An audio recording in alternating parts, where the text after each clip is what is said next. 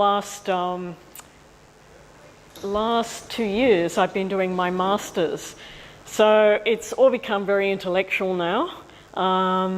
And I'm going to try and tie in the intellectual stuff with the actual physical stuff. So as some of you may know, I've become a very proactive environmentalist since I started doing my master's. And my master's is actually about entropy and climate change. And so I need to explain to you what entropy is. You've probably heard about the word before, but don't really, well, some of you might know something. Who's heard of the word entropy before? Yeah, about half. Okay, so what's entropy and what's it got to do with climate change?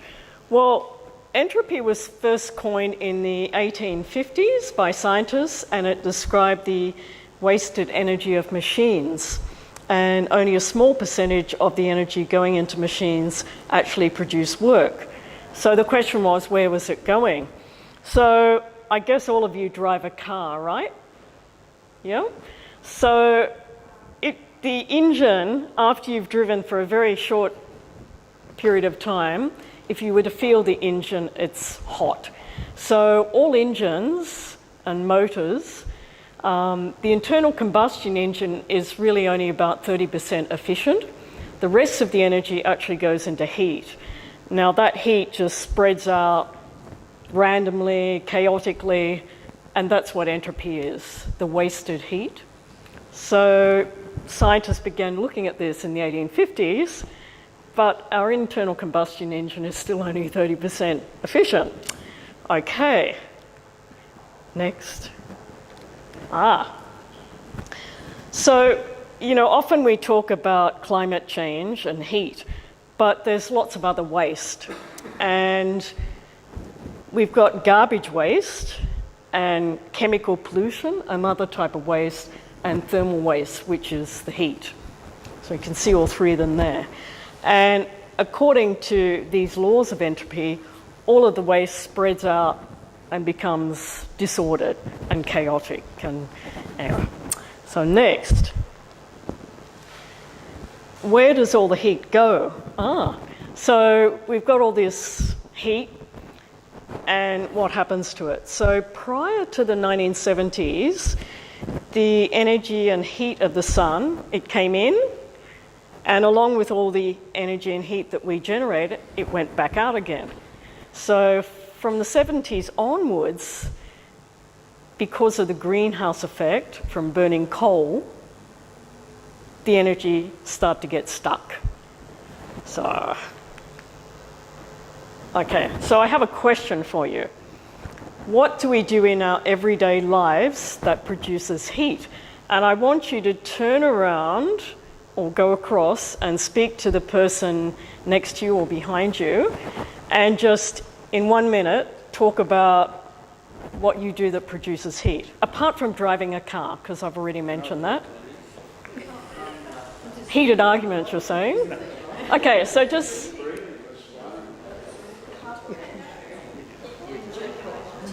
What do you do that produces heat? Garden. What? Body heat. Body heat, yeah. Gardening. Gardening, From. yeah. Yes. Okay. Walking, running. Okay. All right, finish. Okay, so what were some of the answers? Just by living. Just by living? Anything else? Just living? Just about everything we do. Everything we do, right. Everything we do produces heat. So now I'm going to get technical here. I think I can... running, washing machines, fires, cooking, and heated arguments. Okay. So our bodies and all the machines we use produce heat. And coal burning. Now, one of the things I didn't know about coal burning until I went to live in the Latrobe Valley was the huge amounts of heat that it actually produces. And right down in here, what you'll see, and it just blew me away, is all this water falling down, tons of water falling down. Has anyone else seen that? No. If you get close to one, right down the bottom, because the water comes from up the top and it just goes down, trying to cool. And the same thing happens for nuclear energy. They have the same sort of cooling towers. And it was quite fascinating because in the summer there was this lake where we used to go and have a swim. And eventually it drained away in winter. And I said to someone, where's all the water gone? Like it was nothing, it was all gone. Oh, well, they just use it for their cooling activities. And then it gets returned in the summer. And I thought, okay, but yeah, a few dead animals, a few dead fish around, but. So it produces carbon dioxide. It's actually stored energy of the sun because it forms from dying plants millions of years ago and gets compressed. So when we use it, we're kind of cheating. We're using stored energy, and it can never be reproduced, not for millions of years. So, okay, we've got all this heat stuck here, and where does it all go? Well, it goes into melting ice, it goes into continents, or the Earth, and it goes into the atmosphere. Some of it stays there, but most of it says 93% here, but I've got 90% of this heat is absorbed by the ocean.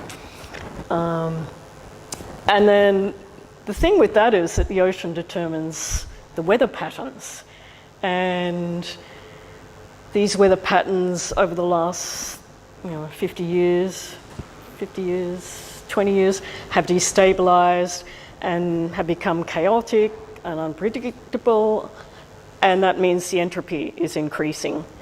And coral bleaching. So one of the things about this master's, I've had to pick 3 residencies, artist residencies. So does everyone know what an artist residency is?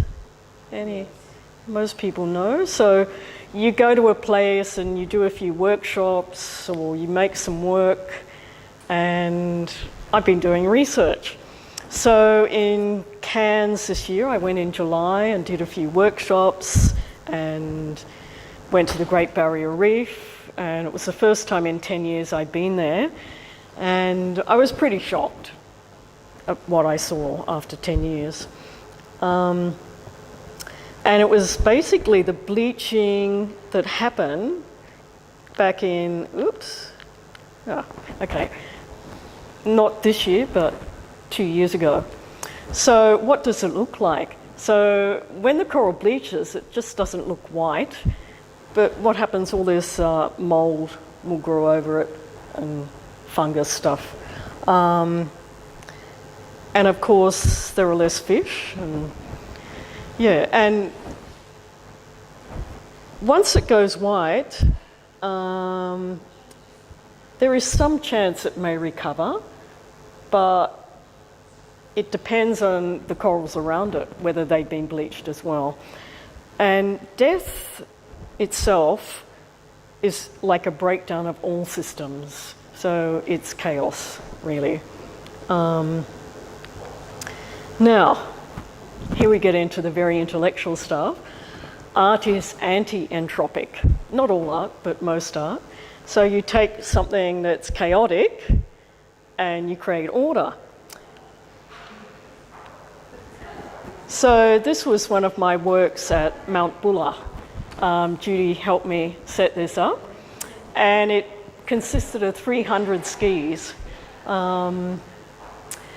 And I wanted it to illustrate the alpine grass that is obviously dying off because as the climate gets warmer, the ice level gets higher up on our mountains. So, and one of the hardest things was a lot of skis got stolen the first year before they bought it. I mean, it was in a show first, and then they bought it from that. So I had to go back and make it permanent and put all this black bitumen in where the skis were and lock it all in. Anyway, so... what can you do with a single ski? Sorry? What can you do with a single ski? Oh, I don't know. They were just taking them as souvenirs, you know. Okay, and each ski has like obvious signs of wear and tear, that is entropy, such as splitting, cracking, fading. So on the surface you see skis, but underneath there is a bigger concept of climate change. This is one of my, this was in Sculpture by the Sea at Cottesloe. This is actually a clamshell that I've replicated and had a lot of help doing it. But like yourself, I do a lot of the work myself, and Now, can I say, people asked earlier thing, what holds it up? Well, you can see there because that's not buried. yeah. This is a photo taken before it was buried, so you can see it's. Yeah, and you've got great big steel things across. And I actually got told off. I was told that I needed to have, I think the distance was only about, between the bottom of it and the steel, was only about that far. And I got told off and was told it had to be like that. So not only do you have to create a solid base, but you have to have it down deep enough. Especially sand, yeah. And because if someone goes on it, sort of. Yeah, if someone climbed it, or something like sand where the wind can just blow the sand away. Thank you for that. So it's millions of pieces of broken machine parts coming together, but, oops. Back, back, back, back, back, back. Back. There it is. This is a close-up of it, and yeah, these machine parts and laser offcuts they were all done on a cement mould. So I created a cement mould, and then I welded on top of that. And the holes in that were meant to represent climate change, where the oceans become acidic because they're trying to absorb all this carbon dioxide, and carbon dioxide plus water equals carbonic acid or something like that. Okay, next slide. So this was the residency I recently came back from in Massachusetts, in sort of the sea, Cape Cod and all those sort of places. And I did it for a whale conservation group, and that's a headquarters there. So the whale is now their property and outside their headquarters. And of course, whales are very affected by climate change because they're a migratory species. And I don't know if you can see it that well in these photos, but part of the fin, like this is the tail, and part of the fin is cut off just to show that their habitat's decreasing. So again, I went around collecting all these bits and pieces of steel. And yeah, so you can't see there, but in front of this was a waterway. So all the passing ships could see it as they went by.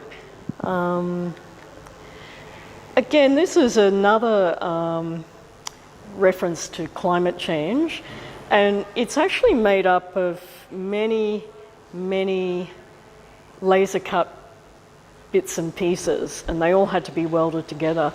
So it's not just one piece that's laser cut out, it's many pieces, and you can sort of see there's a bit of a curve in it, and that happened, that was, you know, as David was saying, when you're doing it yourself, you know, you're in control of the process. And I realised that as I was welding, it would be bending out of shape, which was what I wanted. And I thought, oh, I really like that. Let's keep doing this. Okay, proposed future work. Now, does everyone know what that is there? The Tasmanian tiger. Now, originally scientists thought that the Tasmanian tiger was just hunted, and they all sort of went to Tasmania to escape the hunting. But it turns out that most recent research shows that they were victims of a climate change, a global warming that happened 40,000 years ago. And the reason they all went to Tasmania was to escape the heat. So as many people say, if it starts heating up a lot, you better go to Tasmania, because it's supposed to be one of the few places in the world that will be safe from climate change. So my proposed work is to make this sculpture out of clay that's not going to be fired, and as time goes by it will start to break down and crack and fall apart. Okay. Sounds of a dying tree. So some of you know that when trees start to die because they can't get enough water, they start to make certain sounds. Does everyone know that? Okay. I can't do this with the little clicky thing, but I can do it here. It's kind of like when we suck up water in a straw and we get down to the bottom and we've got no pressure, we get that kind of funny clicking sound, but it's kind of like popcorn, and it's because the trees bring up water and it's based on pressure, and when there's no water there, the pressure goes.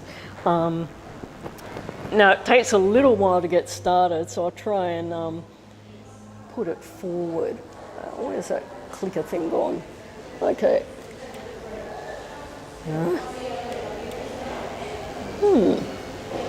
I did have it working before. Oh.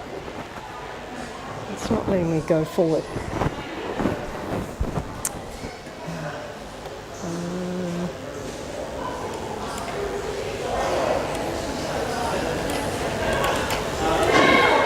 Okay. Anyway, it's like popcorn bursting. I'll go to the next slide. Oh, now wait a minute. I heard another pop.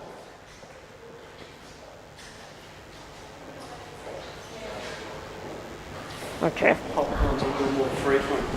Yeah, the drier it gets, the more popping. There it is. Yeah, popping. It's almost like a Geiger counter too, that kind of... I'll go on to the next slide. So I'm going to have in the gallery some trees that are dying and try and get some sounds out of it. Oh. Okay.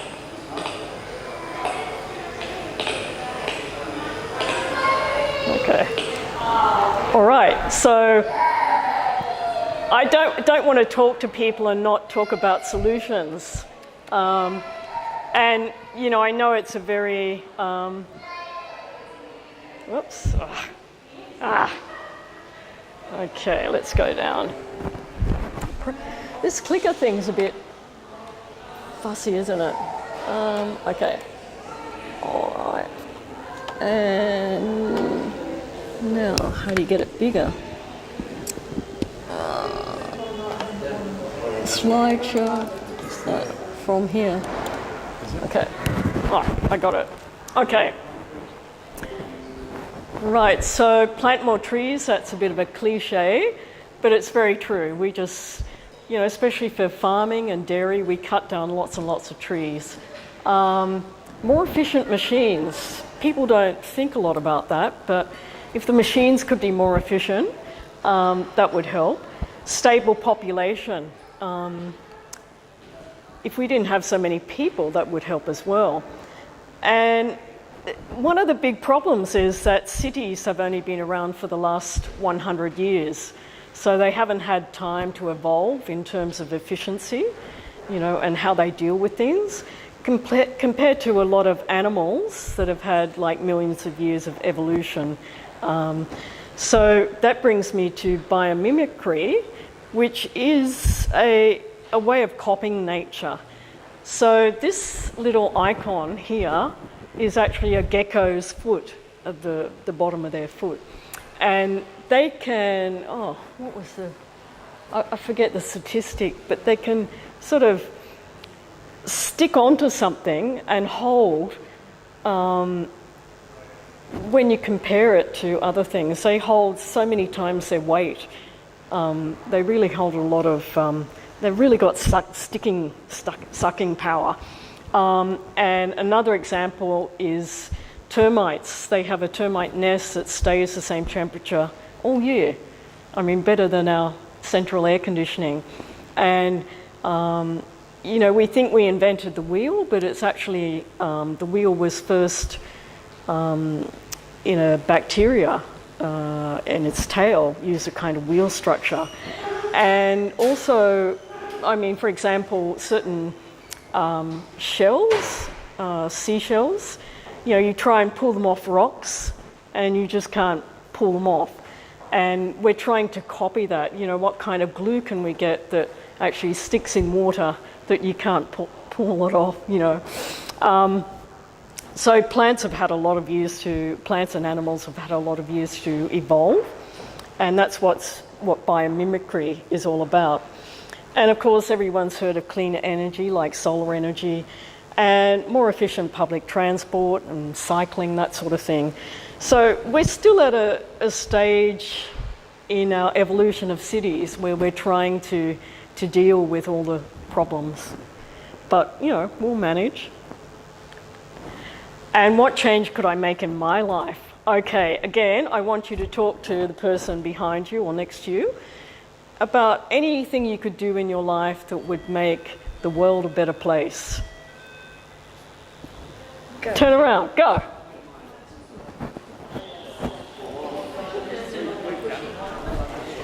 We've done it. What? Married? No, we're not married. No, we've planted trees. Save water from the washing machine. Yes. One of us doesn't fly all over the world. The what? One of us doesn't fly all over the world. Oh, okay, not like me. Okay.